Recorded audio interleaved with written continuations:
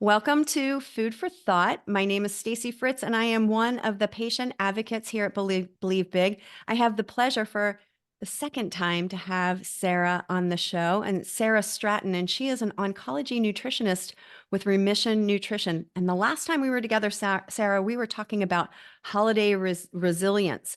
And it's funny because talk about looking in the rear view mirror. I can't even believe we're in May. It feels like the holidays were a million miles away, right? And I Yeah. haven't spoken to you really that much since then. So welcome back. And today's topic is actually a lot different than our last time together. We're going to be talking about nutrition strategies for before, during, and after treatment while somebody's on the cancering journey.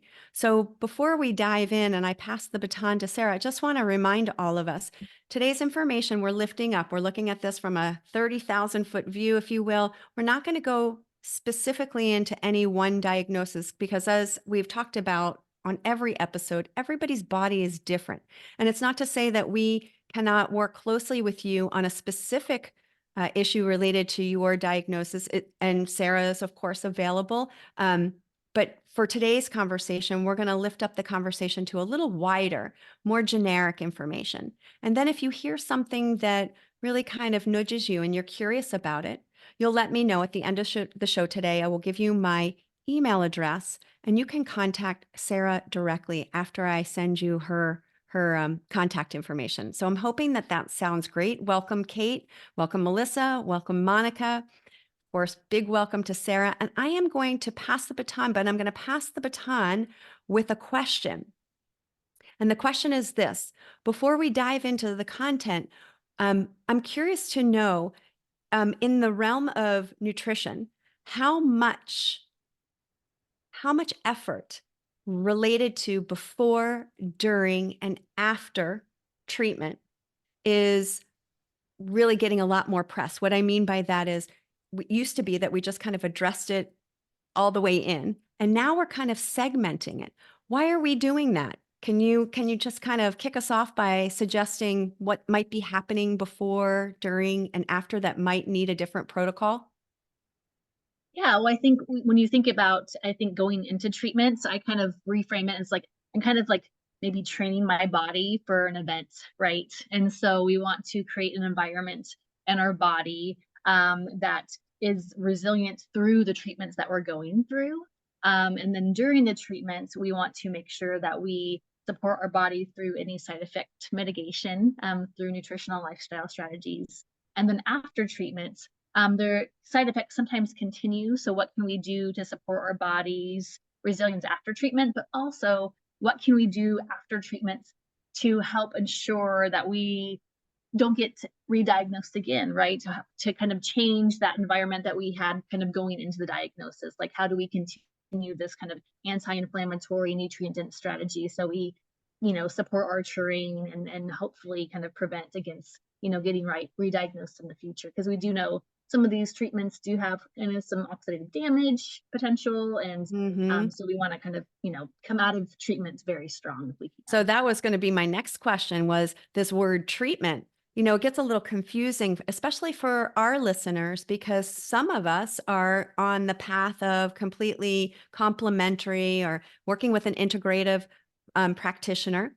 And then we have others that are working with traditional or clinical medicine. And then I would say, by and large, there's this hybrid piece. So Yeah. when I use the word treatment, I just like to level set the conversation for the questions that are occurring to me that somebody else might have. When we say the word treatment, what are we suggesting? Are we suggesting it's all of it?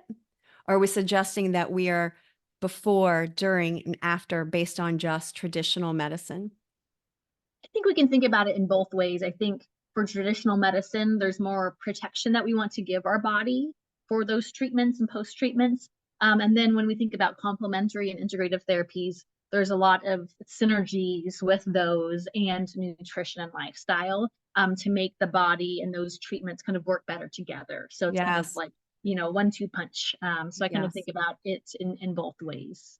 I know you're going to get into this in more depth, but I have to say my experience with this content is personal. given that I have my brother who was on the cancering journey, and I talk about him a lot because I adore him. And I just use the knowledge that I have gained from that experience to kind of bring forward and help serve.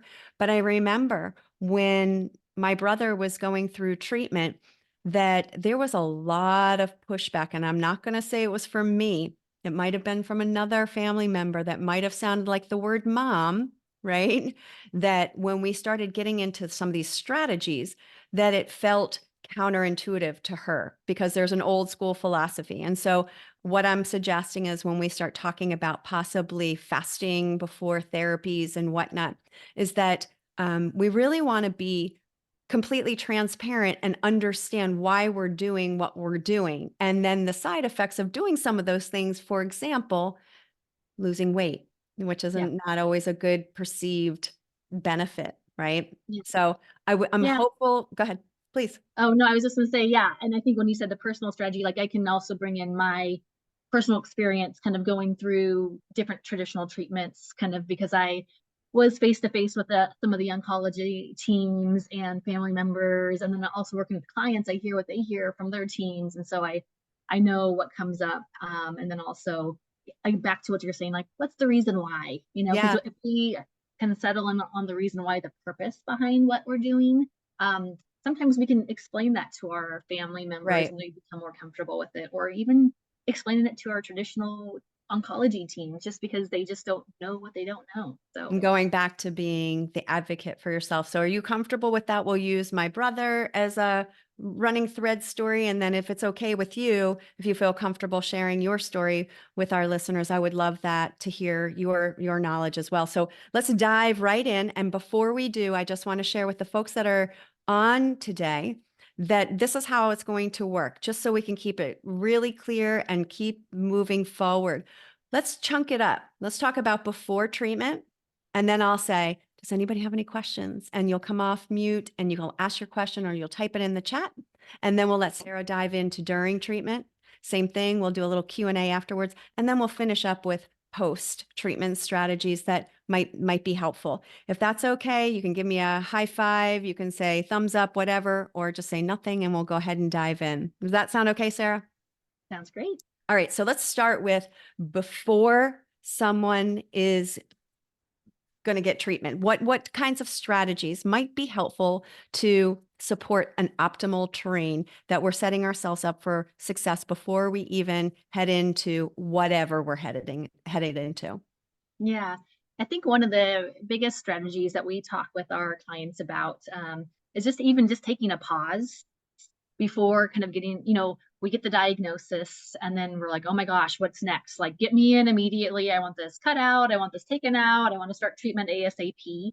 But sometimes just taking a quick pause before we rush into that treatment, so that we can kind of check into our internal terrain and say, like, am I ready to kind of go there right now? Getting some different opinions, kind of weighing pros and cons. So I think that's kind of like one of the strategies that I kind of think about kind of before treatment starts, is just kind of taking a quick pause. And on the nutrition side, it's really kind of bringing our inflammation down through starting to eat a really nutrient dense diet. And so kind of removing those processed foods that raise our glucose and cause inflammation. So kind of getting rid of the packaged processed foods with the barcodes, and then switching as much as we can over to the nutrient dense foods that are grown in the ground or coming from animals, because that's how we're going to kind of keep our inflammation low. And when our inflammation's low, those treatments that we're about to go into have a better job doing what they are made to do. So I really think Mm. about starting it off with just, cleaning up the diet, and also trying to reduce the blood sugar kind of going into treatment to make our body starting to be more metabolically flexible. So we turn on our fat burning engine, and not just rely totally on our glucose burning engine. So I'm wondering if anybody might have the question when we say before, we're going to do all these great things that you're going to suggest before we go into treatment.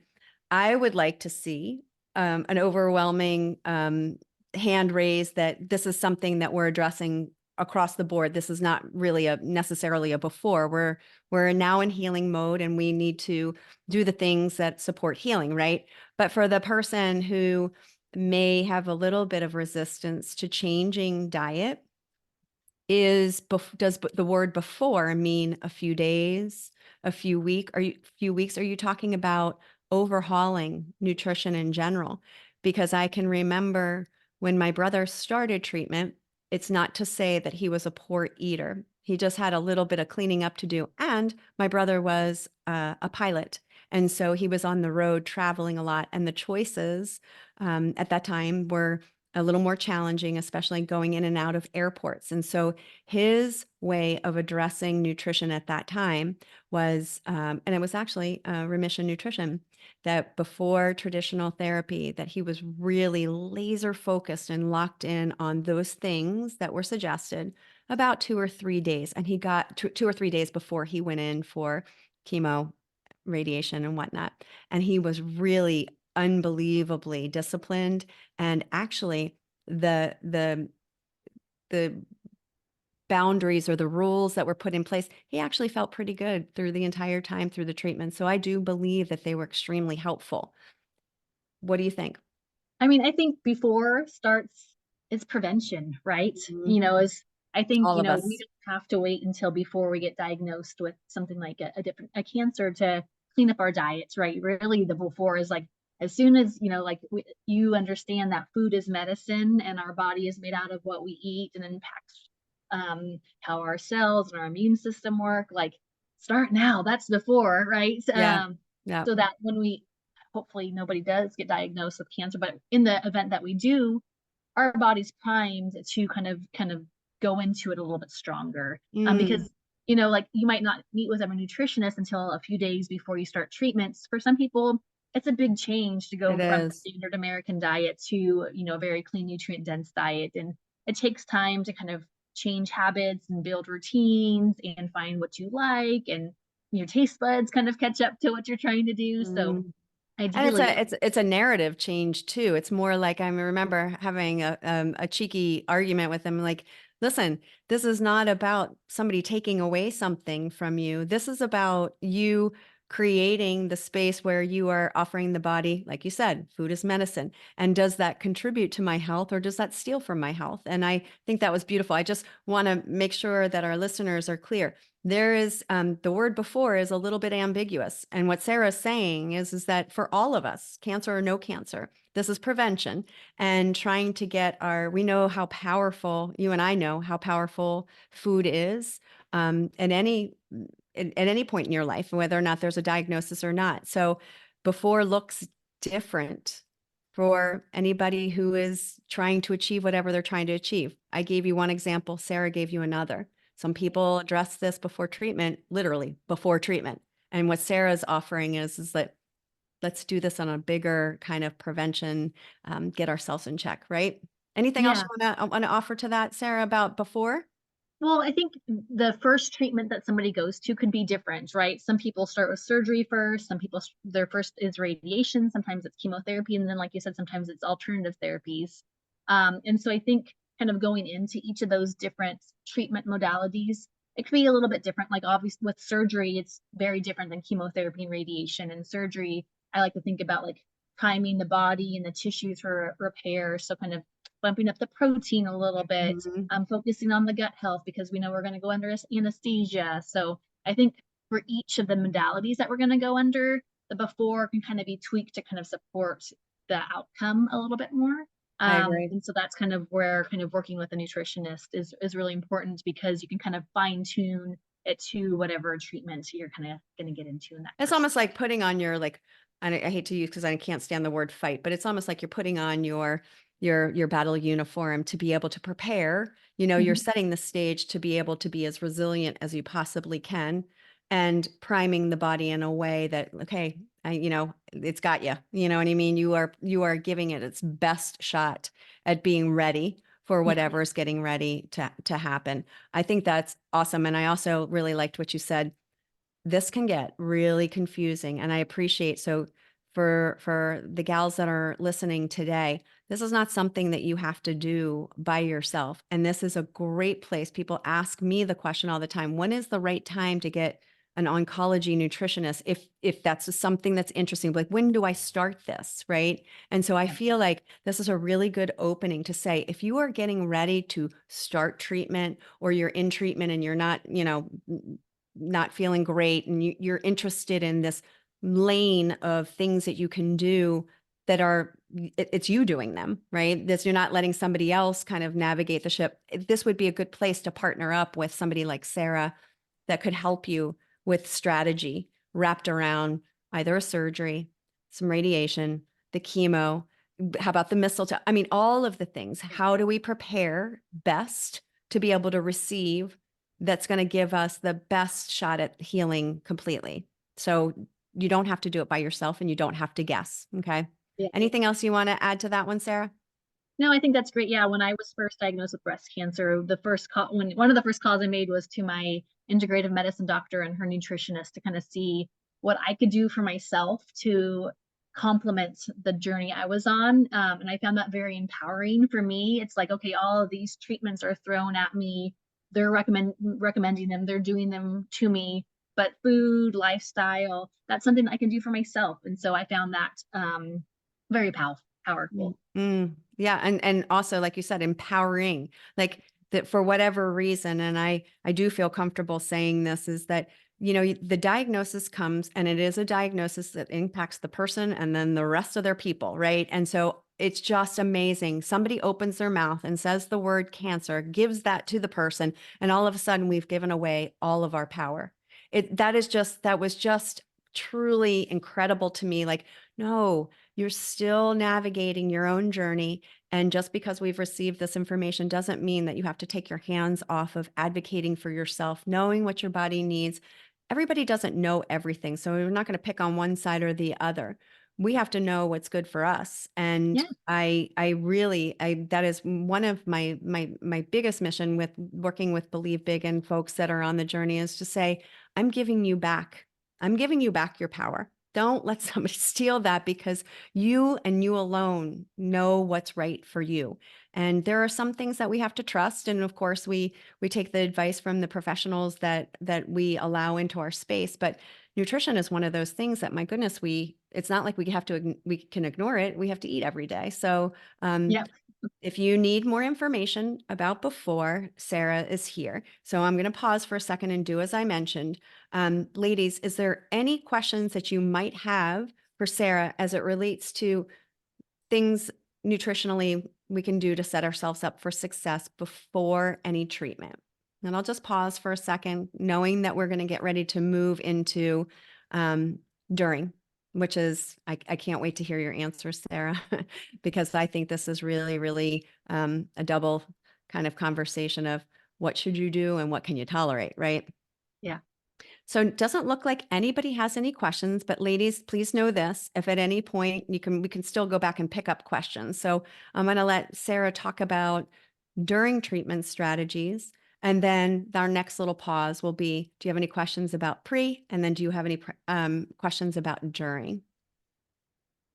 All right, Sara, what are the things that we could do during specific treatments that might trip us up nutritionally? Yeah. Maybe I'll kind of talk about some of the traditional treatments and kind of some of the strategies that we support our bodies with during those treatments. And maybe I'll kind of also talk from my experience in the order that I went through. So, for myself in my breast cancer journey, I started with chemotherapy first, to reduce the tumor. And so some things that we've been learning along the way with chemotherapy is that we want to keep our body very metabolically flexible so that we don't have glucose high during chemotherapy. It might get a little bit high because sometimes chemotherapy comes alongside of steroids. Mm, And so that's just even more of a reason that we want to kind of start a kind of very low carbohydrate diets if we can, during chemotherapy, and focus on really nutrient dense vegetables and healthy fat, to kind of give our body that energy. When I think about chemotherapy, and some of the studies along with kind of supportive nutrition and different things we can do alongside of it, fasting is something that it has been studied alongside chemotherapy to make chemotherapy a little bit more effective at targeting the cancer cells. Because if we fast from food kind of right the day before, the day of, the day after chemotherapy. It's putting our healthy cells at kind of like a little bit of a rest. And the cancer treatments, the chemotherapy can target those cancer cells a little bit more effectively. So that's something that we do with some of our clients. But I really just think kind of keeping the glucose low to reduce inflammation is really key. And then I think for chemotherapy, I just think about how can we eat to ward off some side effects, right? Mm, So the chemotherapy usually targets our cells that are growing the fastest, and sometimes that's our gut lining. mm. And so that's why a lot of us could get nausea, different kind of digestive impacts from the chemotherapy. So how can we kind of rebuild that gut lining? I think about eating, pretty high quality animal foods for that. I know a lot of people kind of think with in a cancer diagnosis that they have to go strictly plant-based.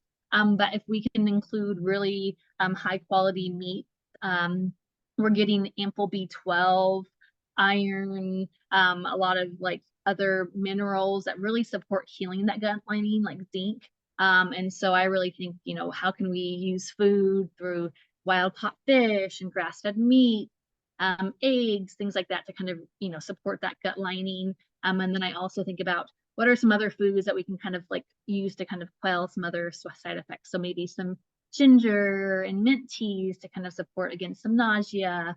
So I kind of think about, how do we eat to kind of support some of those side effects? One of the things that we did during my brother's treatment, which he was heel dig, like beyond heel dig. I mean, he just could not, he did not love it. I still drink it, but a really high quality bone broth to Mm. have all of this because, um, it's the during the treatment and then right after. And I know I don't want to go down that lane just yet, but I really found that his appetite was just crushed, immediately. And so how do you support nutrition when we're not feeling great or, or something tastes a little bit different. And again, we'll get into this in after treatment, but making sure that at minimum, trying to reframe it, like how do we must stay hydrated. So high Yeah. quality filtered water. And then what can we tolerate? What are the things? So I'm making this up, but um, we did a lot of low glycemic fruit smoothies, frozen fruit for just like the mouth and just feeling uncomfortable about that. So it's not necessarily the one thing that I think worked with him. It was more about whatever the choice was, making sure the choice was something that was supportive, of lean muscle tissue, and then also making sure that the body was very well hydrated, to transport stuff out. And then also, of course, for obvious reasons, to stay hydrated in general. So I was curious to know what were did you bump into that as well, not feeling like you wanted to eat during treatment? And if yes, what were some of your hacks to get through? Yeah. Yeah. I, went through nausea and I didn't have the greatest appetite. And that's what a lot of my clients face that are going through chemotherapy as well. And I think when we understand that um, foods that have a lot of fat are the most calorically dense. And so if we can focus on foods with a lot of fat and then a lot of protein, We can eat we're gonna less, right? Eat we're less. getting the Yeah. biggest bang for our buck if we don't have a huge appetite. So I also love to do the bone broth. Just sipping on it was Yeah. helpful. Putting a little bit of ginger or turmeric in there and spices just to get a little bit extra nutrients. I thought was really helpful. I just put on our Instagram today for Remission Nutrition some electrolyte gummies that are helpful Mm. during chemotherapy because they have the electrolytes with the potassium, magnesium, sodium, which gets super depleted when we're not eating enough or drinking enough. And then it also has the beef gelatin, which is going to give you helpful protein. And then I also add MCT oil in it for the healthy fat, Yes. and they're just super easy to digest and easy just to have in the fridge. So that's something that's a nice Sarah, would little. you be able to share the link or the name of those electrolyte gummies, with us? Because I think, and then how about, are you a fan of LMNT, the hydration powder? Do you know the brand that I'm referencing? Yeah, He could that's what I use tolerate. for I use 2 packets of those and the electrolyte gummies along with the beef gelatin and the MCT oil. So yeah, I'll give you guys the recipe and you can test them out. They're so easy. And I Uh, will put in the show notes to the LMNT link. What we're talking about is a powder. It's a hydration powder that's got some really great potassium and magnesium. I don't want you all to focus on any one particular brand or something that Sarah's saying. What I want you to do is conceptually think of good hydration and then the most bang for your buck. She mentioned the word MCT oil, that stands for medium chain triglyceride. And it's high calorie, but it's a high calorie fat oil. And so I think what Sarah's trying to say is that for those people who may be struggling during the treatment, is that whatever you're able to consume, you just make sure that that's the highest quality and the most bang for your buck. Translation, big calories in small yeah. spaces, right? And Yeah. so all of these things are easy resources. You don't have to, feverishly, what did she say? There are lots of really good products on the market, and we'll put a couple of them in the show notes. So I think that's awesome. I do want to bring up, there is a question. I'm going Yeah. to ask you the question first, Sarah, and then I want to go back to the gummy conversation, if that's okay. Sure. Okay. So the question is from Melissa, and she says, because of a reoccurrence, I'm on a low fiber, low residue diet. I'm primarily vegetarian, although I occasionally add seafood and chicken. But what kind of meal ideas do you suggest for this type of plan? It's so unhealthy. I'm getting tired of cottage cheese and bananas and risotto. So, Melissa, before Sarah answers it, if this needs a deeper dive, I'm going to connect you to after the show, and then maybe you can get your answer, more specific related to you. But if there's a generic answer, Sarah, we'd love to hear what kind of ideas you might have for somebody who's on a low fiber diet. Yeah, I think I don't come across too many times where my clients are recommended a low fiber diet. So I probably want to learn a little bit more about why the low fiber, because fiber is so beneficial for the gut microbiome, Yeah, and that yeah. really supports our immune system and managing inflammation. So that would be one thing I would just kind of check on. And then, for focusing on kind of foods, I would really include, you just mentioned seafood in there, wild caught salmon, because you're getting great protein, you're getting omega-3s, which help reduce inflammation, and then also very good B12 and zinc. So I would really focus on that wild caught fish for the calories, and then things like organic pasture-raised chicken, pasture-raised eggs, and then as far as the kind of other sources of foods, I think when it comes to kind of like the cottage cheese, bananas, risotto, I would kind of focus on like what can we get that is giving us our biggest kind of nutrient density, right? And Mm. so I kind of think about, like, when I think about fruit, like, berries are very high in anthocyanins, and like all these colors are coming with berries. And so we're getting very big nutrient density. Bananas are giving us potassium and magnesium, but when I look at the color of the banana, it's not as deep. So we're not getting as much nutrient back. Yeah. So I And would really, she commented again about colon, and I can speak on this too, Melissa, if you want to talk offline, because that was what was going on with my brother as well. And so I found the way to get really high quality lean protein was in the way of like a 100% pure egg white powder, and then being able to create this low glycemic smoothie, making sure that we didn't have little seeds, present when it's related to the colon and whatnot. So I think, and he did an awful lot of high quality olive oil on these great lean protein sources that you were mentioning. So if you got your wild caught salmon and then you're, brushing it with a little olive oil, we're getting in it good, right? And yeah, so you can I colors. do think that um, there are ways to kind of hack these meals.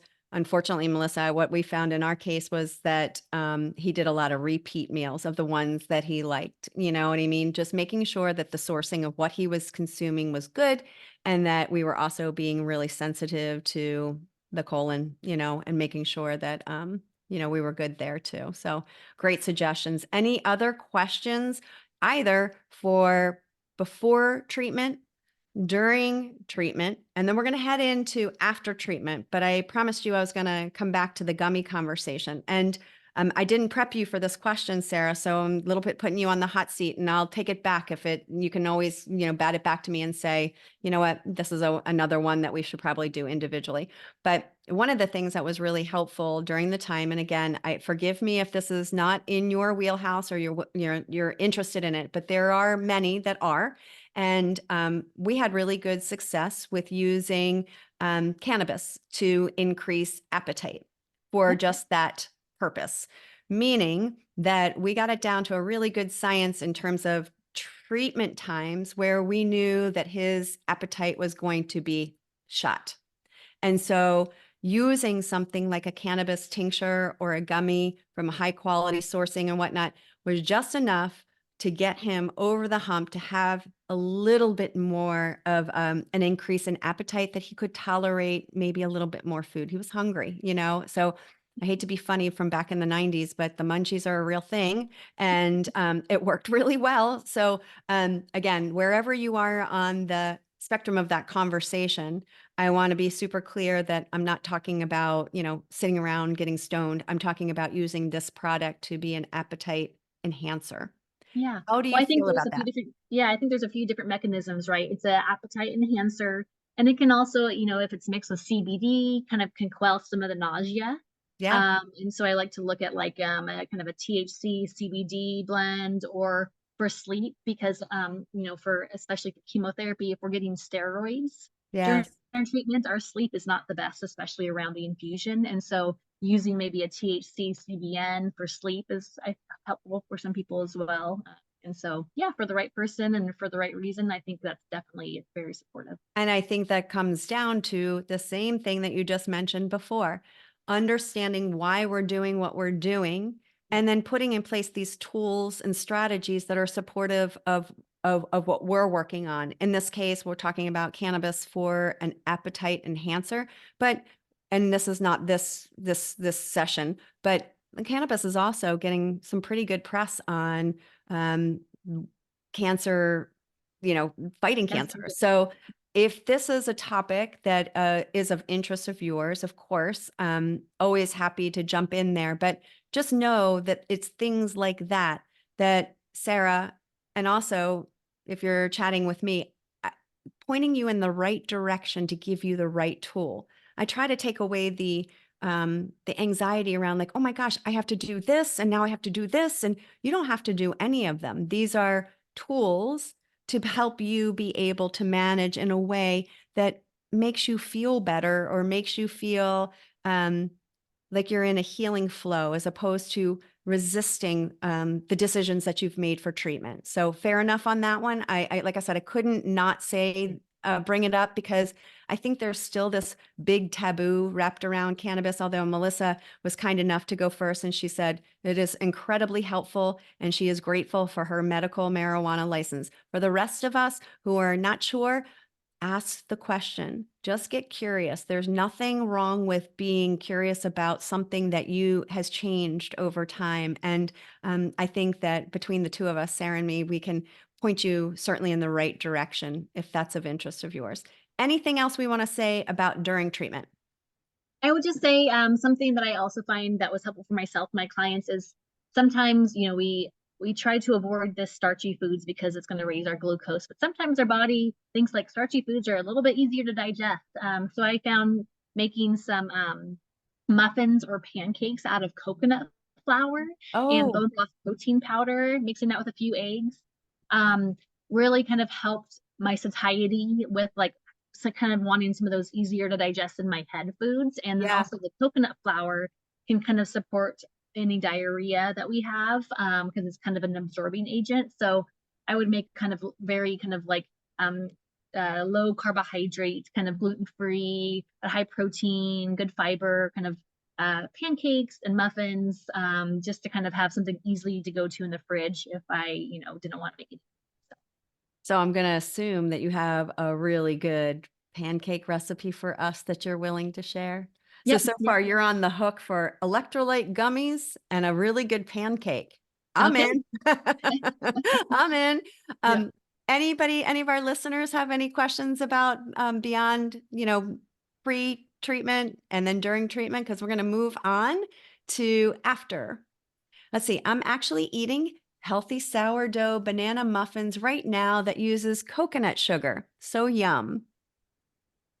That was our comment. So thank you for that one. So again, Sara will share her recipe. Now listen, nobody said head over to House of Pancakes and grab that syrup and grab those flour. This is a very specific kind of pancake. It's got really high quality of protein powder. She's using a coconut flour. We are a little bit hacking and tricking the brain to thinking that we're getting something carbish, but it's not. Right. So not all pancake recipes are are the same, right? As I'm imagining these big blueberry, gone are the days pancakes were pancakes and now we've got like this pile of whipped cream and it's like a dessert. It's like a dessert of carb. So not that kind. That's not what we're recommending. All right. So let's go ahead and move into post. I feel like this is in my opinion, I'm curious to know if the listeners, this might be where they're most interested, because I think this is probably the one that we bump into where if there was going to be trouble or there was going to be discomfort or there was going to be an issue, this is where we hear about it. So can you give us, everybody's different, but can you give us some thoughts on how to manage post-treatment? Yeah, I think kind of continuing just the theme that we started with in cleaning up the diet, going post treatment, we still want to be very, pay a lot of attention to our metabolism and having a great metabolic approach to our post treatment. So we know that supporting our metabolism through a lower glycemic, low carb diet supports our mitochondria. And our mitochondria's ability to produce ATP. And so a lot of people, when we come out of treatment, we're kind of depleted in energy, and so if we can fuel our body with healthy fats and healthy foods, our body can rejuvenate those mitochondria and kind of help support our energy moving forward. So I would carry along kind of our kind of low carbohydrate, kind of quality fats, good proteins, ample vegetables into post treatment, because really that's where we want to kind of bring this into our lifestyle moving forward. We know, there's certain things that brought us into the cancer journey. And so we learn through that cancer journey how to fuel ourselves. But we want to carry that into our lifestyle and just make it kind of just a part of who we are post treatment. Yeah. Yeah.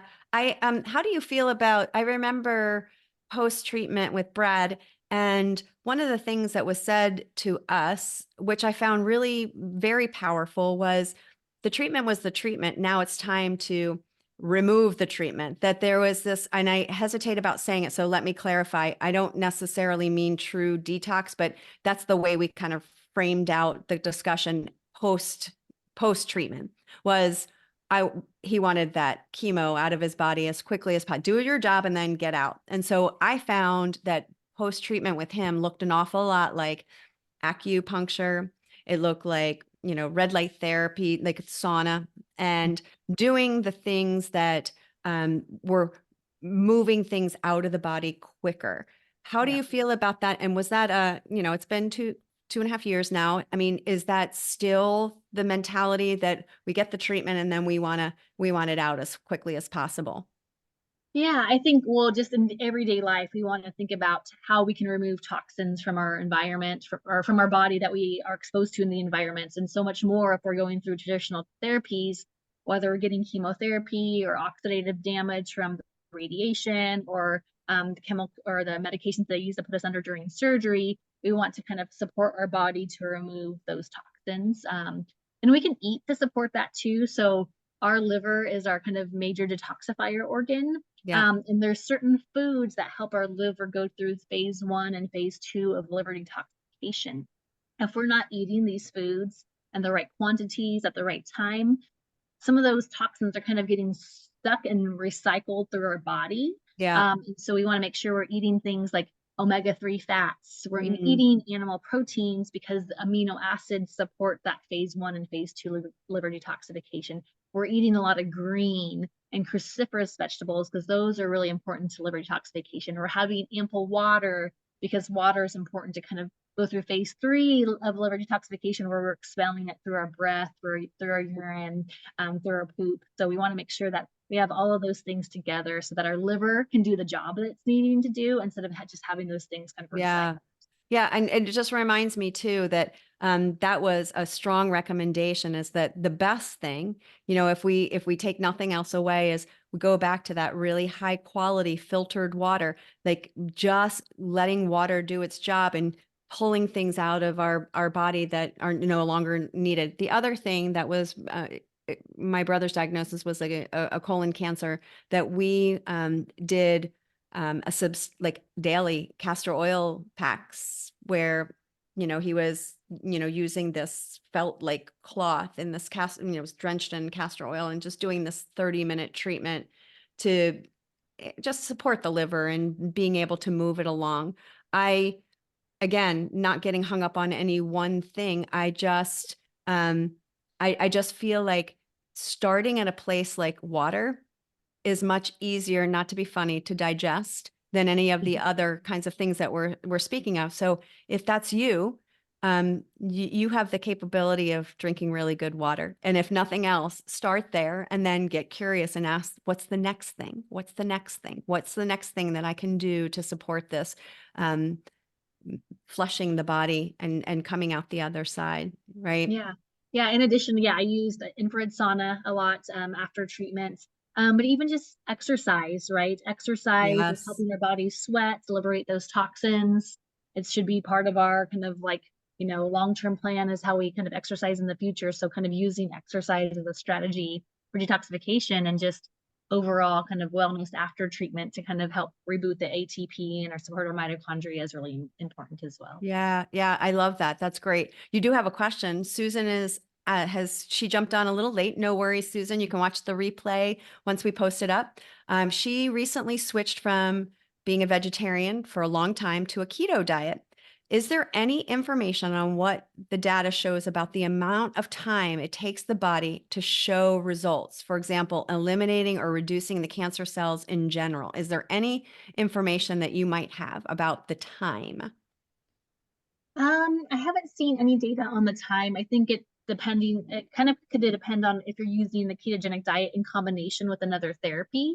And the ketogenic diet, it might not always, it's not super studied to kind of like reduce the cancer cells on its own. What it's doing is it's supporting your body's, like supporting your terrain, right? So it's supporting your immune system, it's supporting reducing inflammation, it's supporting digestion, it's supporting your hormones, and it's working against the hallmarks of cancer.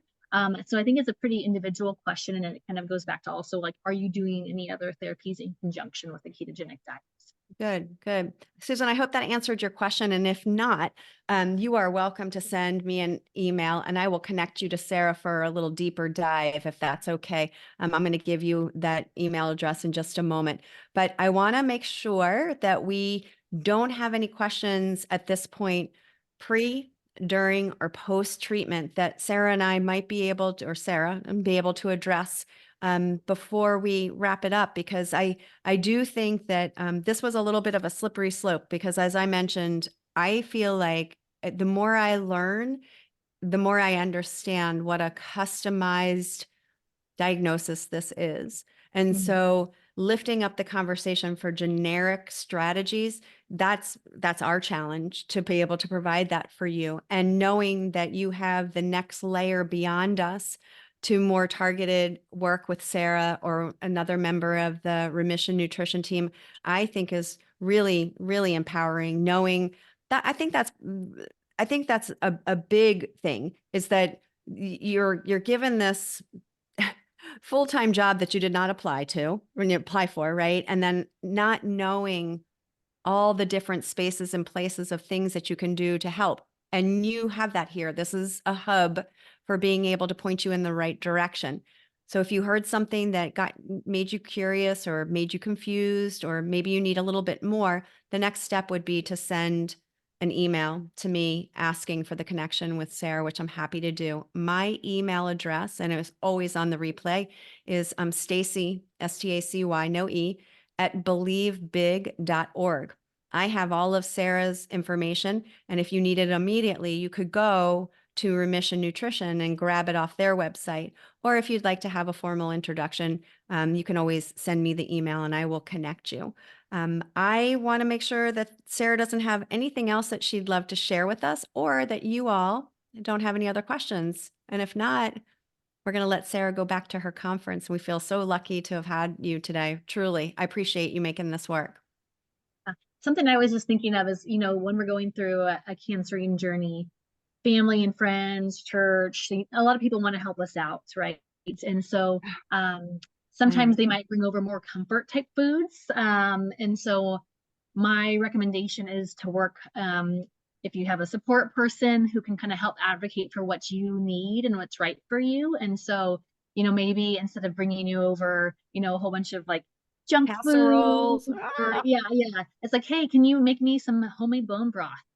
Can you make me, a stew or a soup? Can you kind of help out my family with these things? Kind of just think about some things that you could use help with, but are in line with what you need at that time and how you want to fuel your body. Because I know it's so hard. Like, if, somebody brings over all these great things for you and you're like, oh my gosh, I don't want to feel bad, not That's using right. them. That's right. Um, But, we're heading into the summer months and you bring up an awesome point. So what I'll do in the show notes. So for example, and people do very much want to help. And you are so right, because if I had $1 for every casserole that I had to say thank you, and that's a no, that's a hard no. And God love people who want to support the journey and the healing. There is no shame in that whatsoever. But this is a great time for you to advocate for what you want. And I will put 2 or 3 links in the show notes for things like ButcherBox. ButcherBox is a company that we work closely with that has, we know it's farm raised and farm finished foods. You don't need to know about that. It's just your sourcing of lean protein. I have another one for cleaner soups and smoothies. I will share with you a link on. It is hard, Sara, to make bone broth. Now, you and I might like to do it, but I guarantee you there's a lot of people like, nah, I'm not making that. I will give you a couple of links of places that make really good bone broth that you could just tell that lovely person who wants to help, could you just get me a 6-pack of those the bone broth containers? That's a really great strategy for before and for after, because I'm sure for you too, everybody wants to help. That's a great part about community, but we just need the right kind of help that will support what we're trying to achieve here, right? So awesome suggestion. Yeah. And then I had one more thing. I know a lot of people kind of going into treatments, we're all using different supplements. And some supplements can work in combination and enhance the therapies that we're going through. And some of them can work against it. And so kind of whenever you're kind of like going through a treatment regimen, kind of working with somebody to understand what supplements you should and shouldn't be on, I think is really helpful. And something that we don't always think about. Yeah, that's good. That's really good. And then also supplements based on blood work that is showing some deficiencies. I am vaguely remembering some count that was consistently low, and using things like sesame oils and some other kinds of things, that is a very good argument to work with somebody like you, knowing that there might be different needs before to after, especially as Yeah. it relates to numbers, blood count numbers. I think that's a beautiful way of saying Remission Nutrition. That's what you kind of do. You're looking at where the person is on this journey and then choosing the tool or the modality in order to support either enhancing something or decreasing something. I think that none of us who are not in your lane understand the value of having somebody who knows what they're doing read that blood work in a way that you can support that nutritionally, which is Yeah. fabulous. Yeah. A nutritionist like from Remission Nutrition or integrative oncologist, if you have something like that on your team, can definitely look through blood work and kind of match up the right supplements for you at the right time. Yes, definitely. All right. One more time, Stacy at believebig.org. Huge thank you to Sara. I really appreciate you, Sara. I look forward to time number 3 together. This was terrific. And folks who are on the call, I just want to say we love you very much. Always praying up for you. And if you need anything beyond just the food for thought session, just know that we're always here to help. I'm one of the patient advocates. You can reach out to me directly, and I can point you in the right direction for whatever you need.